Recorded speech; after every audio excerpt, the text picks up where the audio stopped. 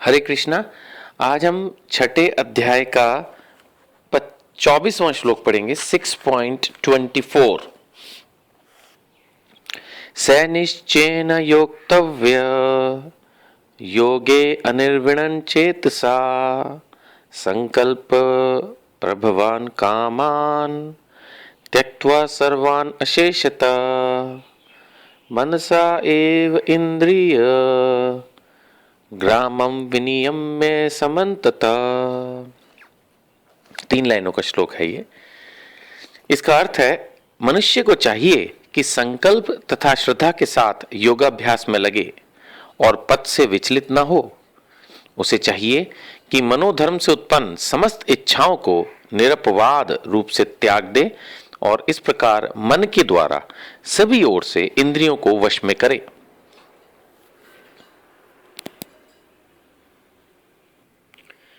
श्रील प्रभुपाद इस श्लोक के परपट में बता रहे हैं कि संकल्प की तो बहुत जरूरत है। अगर हमें भक्ति में आगे बढ़ना है या इवन भौतिक जीवन में भी मैं इसको अपनी तरफ से जोड़ रहा हूं, आगे बढ़ना है तो संकल्प तो चाहिए। संकल्प ही अगर नहीं है, हमारे अंदर संकल्प शक्ति नहीं है, दृढ़ता नहीं है, अगर हम जरा जरा सी बात पर विचलित हो जाएंगे तो अपने पाथ पर सक्सेस लेना बहुत मुश्किल है। ये सिस्टम ही कुछ ऐसा है। कोई आदमी इस पे विरोध कर सकता है या गुस्सा प्रकट कर सकता है कि भगवान ने ऐसा सिस्टम क्यों बनाया है कि हर चीज में हमें स्ट्रगल करनी पड़ती है। देखिए, ये दुनिया ऐसी ही है। अगर आप स्ट्रगल फ्री लाइफ जीना चाहते हो तो आपको भगवान के धाम में जाना होगा, लेकिन वो लाइफ में आप कुछ लोग या ज्यादातर लोग विश्वास ही नहीं करते उसको। तो वो सोचते हैं माइथोलॉजी है, जो कुछ है यही जीवन है।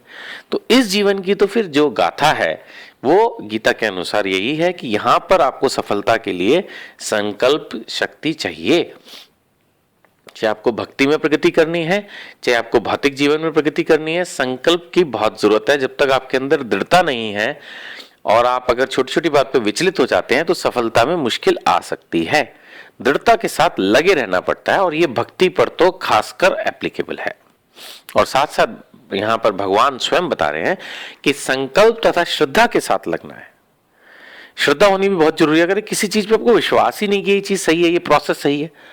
आज मैं आपको भगवत गीता के बारे में कुछ चर्चा कर रहा हूं। अगर आपको लगता है कि भगवत गीता तो कोई एक साधारण किताब है, मैं बोल रहा हूं कि श्री भगवान ने कहा, आपको ये विश्वास ही नहीं है, श्रद्धा ही नहीं है इस बात पे, आप सोचते हैं बोल रहे हैं, पता नहीं गीता किसने लिखी है। हो सकता है किसी आदमी ने ऐसे बैठ के रात को जैसे एक नॉवल लिखते हैं नॉनसेंस, उसी टाइप का एक किताब बेचने के लिए किताब लिखी हो। अगर आपकी थिंकिंग इस टाइप की है, किसने देखा, भगवान ने बोला। अगर आपको श्रद्धा नहीं है तो डेफिनेटली गीता आपको बहुत मदद नहीं कर पाएगी, क्योंकि गीता को समझने के लिए हमारे अंदर संकल्प शक्ति भी चाहिए और श्रद्धा भी चाहिए।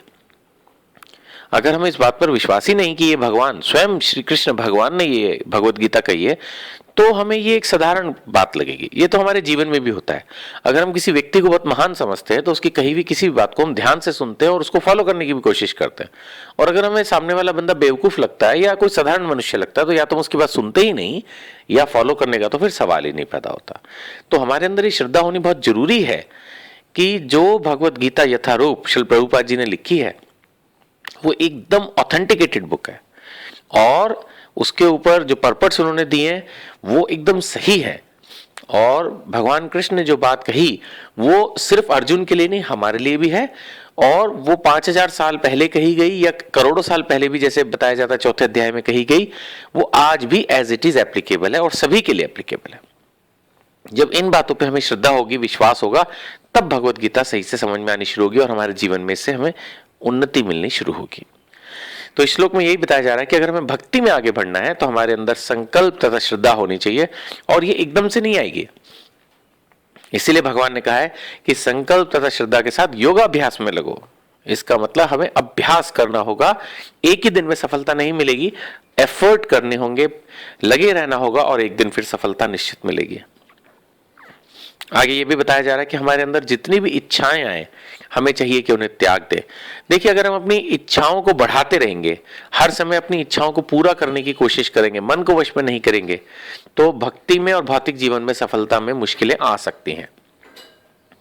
ऐसा नहीं है कि भौतिक जीवन में अपनी इच्छाओं को पूरा करने की छूट मिलती है। देखिए, भौतिक जीवन में मैंने ऐसा सुना है जो सिंगर्स होते हैं वो कभी ठंडा नहीं खाते, क्योंकि उनको अपने गले को संभाल के रखना होता है। ऐसे अब डॉक्टर्स को देखता हूँ मैं, कई डॉक्टर्स हैं हमारे घर के पास एक डॉक्टर हैं, उनके पास इतने ज़्यादा पेशेंट आते हैं कि सालों से उनको घर जाते जाते रात के 1-2 बज जाते हैं। आप विश्वास नहीं करेंगे, वो रात को 1-2 बजे तक पेशेंट्स देखते हैं, इतने पेशेंट्स आते हैं, और वो भी धैर्य के साथ बैठ के देखते हैं। तो नेचुरली उन्होंने अपनी शाम को घूमने फिरने की, होटलों में जाने की, क्लबों में जाने की, पिक्चरें देखने की अपनी इच्छाएं खत्म की होंगी ना। यानी भौतिक जीवन में भी संकल्प चाहिए, भौतिक जीवन में भी श्रद्धा के साथ, विश्वास के साथ अपने काम में लगे रहना पड़ता है। तो भक्ति में तो चाहिए ही चाहिए, लेकिन इस सब का अभ्यास करना है और अपनी इच्छाओं का त्याग करना है, मन को वश में करना है। श्रील प्रभुपाद ने परपट में एक बहुत अच्छी कथा दी है, मैं आपके साथ शेयर करूंगा। संकल्प शक्ति के ऊपर एक बहुत अच्छी कथा है कि एक बार एक गोरैया के अंडे जो है वो समुद्र में चले गए। गोरैया ने समुद्र से कहा, मेरे अंडे लौटा दो। समुद्र ने उस पर कोई ध्यान नहीं दिया। तो गोरैया ने क्रोध में आकर यह निश्चय किया कि वो समुद्र का सारा पानी पीकर उसको सुखा देगी। इस बात पर समुद्र ने भी उपहास किया और अन्य लोगों ने भी इसको उपहास की दृष्टि से देखा या उपहास ही किया, यानी मजाक उड़ाया।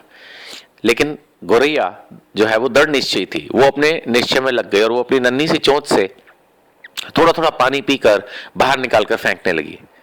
आप सब समझ सकते हैं कि इससे कुछ होने वाला नहीं था, लेकिन इस बात की चर्चा सारे में फैल गई और होते होते वो विष्णु के वाहन गरुड़ जी तक पहुंची।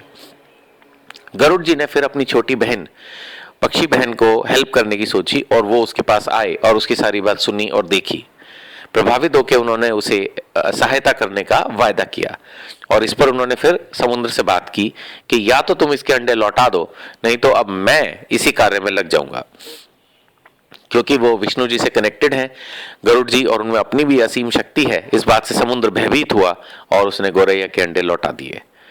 तो हम इस बात से, इस कथा से ये समझ सकते हैं कि अगर हम दृढ़ शक्ति से लग जाएं तो कई बार हमारे अंदर उस काम को करने की शक्ति नहीं होती, लेकिन भगवान हमारे एफर्ट से प्रसन्न होकर कोई ऐसी युक्ति निकालते हैं या किसी ऐसे व्यक्ति या ऐसी पावर को हमारे पास भेज देते हैं जो उस काम को कर सकती है।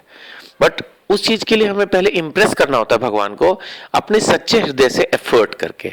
अगर हम सच्चे दिल से एफर्ट कर रहे हैं किसी भी डायरेक्शन में, जैसे कि श्लोक में कहा गया, संकल्प के साथ, श्रद्धा के साथ, मन को वश में करके अभ्यास कर रहे हैं, तो फिर भगवान प्रसन्न होते हैं और उस कार्य में सफलता निश्चित हो जाती है। हरे कृष्णा।